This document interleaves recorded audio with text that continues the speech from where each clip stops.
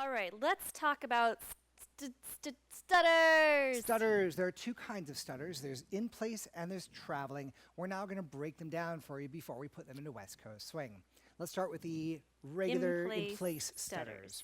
Leaders, right foot forward. Followers, left foot forward. And we're going to do the hummingbird, meaning four weight transfers in 2 beats of music. That's super quick. Leaders, left foot activates. Followers, right. And we have and step, or step, step, step, step. In the beginning, we try and keep our activating leg straight, and then we can bend it to bring it back around. And 1, and 2, and 3, and 4. Snap the hips, and keep the shoulders nice and relaxed. Cool. And if you notice the difference between Shaggers call right, that dead wood. Right, versus doo-doo, doo-doo, doo-doo, doo-doo. So you're still trying to keep your shoulders aiming towards straight forward. Your hips, however, are going to like flip hard for the followers to your left. And for the leaders to your right. And hit and relax. So the first part of it, if you're hitting your hips really hard, you should actually feel your core warming up, like it's warming up in the studio right now. That's right. Right? So hard, and relax. Nice. Okay, so the other one we're going to work with you guys on is a traveling stutter. The traveling stutter is as we move. Actually, I'm going to start on this side, baby. We always get this wrong. Leaders, right foot forward. Followers, left foot forward. We're going to go and stutter and move. In and place stutter and move. And In stutter place and move. and stutter and move. If you don't do it in place on the hard stutter, it looks like this. And that's called a grapevine. So we want to make sure we have differentiation between grapevine and traveling stutters. All right, so practice those a lot, and now we're going to show you how they work in the context of West Coast swing. First, we're going to do a lead follow coaster step on our sugar push anchor, meaning I'm not letting my follower do a normal beautiful anchor like this, but instead I'm going to be pulling her off her anchor, 3 and 4, back together forward. I lead that by actually allowing her body, as it goes backwards, I do a coaster and I pull with my connected arm. That sets us up for a minute rotation of her frame, which will lead her into a and stutter and step.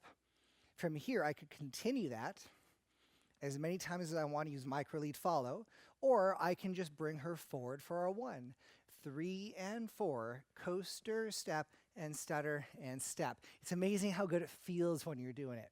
There's good things to be said for coaster steps sometimes. Let's show it from the other side. We have our sugar, 1 and a 2, 3 and 4, 5 and 6 and 7 and 8. Yes? Or as shaggers would call it, walk, walk, triple step, walk, walk.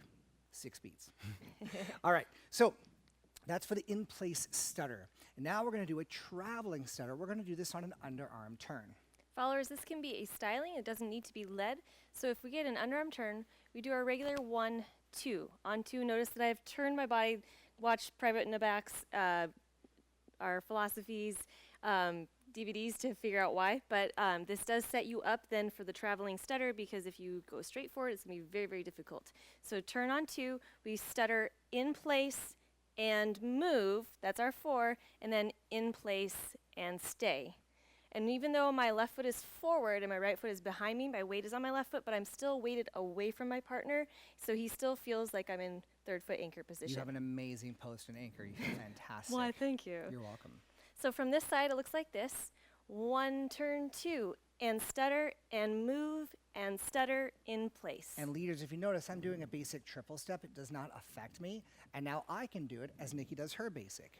1, 2, and 3, and 4, and 5, and 6. And on my and 6 and 5, I keep my foot in front. I'm more comfortable as a leader with my right foot behind. That's going to stretch me into my 1. If we do this together, I want to make sure that I'm allowing more space for my partner. So if I did 1, 2, and 3, she wouldn't be able to see it, so there's no visual activation. I just happen to be psychic and know that, but otherwise I wouldn't Plus, have known. I just said it out loud. But here, I'm going to go back, open. Now she can see my stutter and move and stutter and move. Yes, again, 7 and 8. 1, 2, and stutter, and stutter. If you notice, our free arm is engaged, but it's calm and quiet. We prefer the shag look of the holding your beverage and cigarette and spilling a little bit instead of what most people do when they're trying to isolate their legs and they're working on something. The other arm tends to like do something that shows they're working really hard. So activate your arm and keep it nice and neutral. It's going to show off the feet a lot better. Putting these two together, we have our sugar, 2, 3, and 4, 5, and 6, and 7, and 8. And we can go right into our traveling stutters.